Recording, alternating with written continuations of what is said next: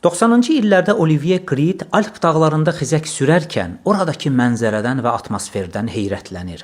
Və bu hadisə indi məlumat verəcəyim ətrin ilham mənbəyi olur. Əgər bu ətir haqqında məlumatlar sizə də maraqlıdırsa, onda ekranlara yaxın əyləşin. Nəzərdə tutduğum ətir 1995-ci ildə işıq üzü görmüşdür. Yaz və yay fəsillərində istifadə üçün uyğundur.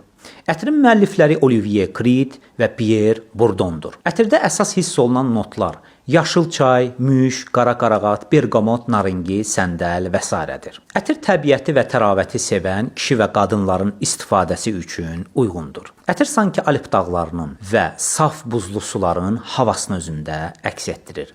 Ətrin adı isə Silver Mountain Water, yəni gümüş dağ suyudur. İzlədiyiniz üçün təşəkkür edirəm. O, sizi silkələməsin deyə yer üzündə möhkəm dağlar və düzgün səmt götürəsiniz deyə çaylar və yollar yaratdı. Qurani Kərim, Nəhl surəsi 15-ci ayə.